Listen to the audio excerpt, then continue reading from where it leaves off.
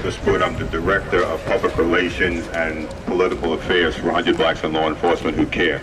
Having served as a police officer and a detective in the city of New York, having worked in Manhattan, the Bronx, Brooklyn, Queens, I know what is and is not legal. And you don't have to be a police officer to know what is and is not legal. In the 1930s, Time magazine heralded a man as the Man of the Year on their cover. His name was Adolf Hitler. In Germany in the 1930s, the Nazis believed that people who had mental disorders, who were mentally retarded, were less than human. And Adolf Hitler exterminated those people in Nazi Germany in the 1930s. Is this Germany or is this the United States? Number two, you don't treat mentally ill people as though they were less than animals, because we'll call the fire department and they'll take a ladder and go up a tree to rescue a cat. Right. A black man is sitting in jail because he had pit bulls fighting, and he was sent to jail for 2 years for killing a dog. We're talking about human beings. Commissioner Kelly talks about 80,000 interactions. We are not statistics. We are not numbers. We are not mathematical calculations. We are all human beings, and we are to be treated as such. In the New York State Penal Code, it states that when one exhibits a depraved indifference to human life and engages in conduct that thereby causes the death of another human being, it is murder. When you exhibit a depraved indifference to human life, thereby causing the death of another person, it is murder. The lieutenant was an abject idiot. And it goes to show us that college degrees and college credits don't merit anything when it comes to doing police work.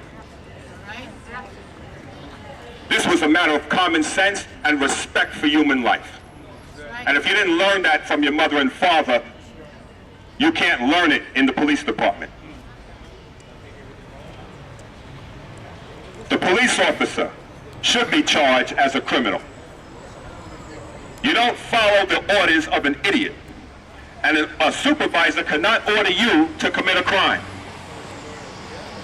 He cannot say, as the Nazis tried to say in the Nuremberg trial, I was just following orders. That is not an affirmative defense. That officer knew that when he hit him with 500 or 600 volts of electricity, it would paralyze his body. You cannot move your muscles because they move on electrical impulse. And when that current in your body is overpowered, rigor mortis sets in. So he knew that before tasing him that he was going to fall to the ground. They knew that there was a truck on the way with an airbag. There is no rush. There is no rush to take action. Whether it was here, whether it was on Gates Avenue when they murdered Kyle Coppin, whether it was across town when they murdered Gideon Bush when he had the hammer. There was no threat to these officers. Now, the Brooklyn DA has a habit of not indicting police officers in Kings County when there are matters such as these. And we're going to see what Hines is going to do. Mr. Harewood is here. His son was murdered how many years ago? 14 years ago. We cannot tolerate this. That's right. The racial profiling that goes on right on this street, and I see it because I'm up and down here every day. Commissioner Kelly said it's a perception of black people that they're being racially profiled. That's not a perception. He has disregarded us as a people. He has disregarded Latinos in Bushwick. The fellas are walking to a wake, and they can't even walk to a wake. This crime must be answered in a court of law. Not in the trial board at One Police Plaza. It must be answered in a court of law. Thank you very much.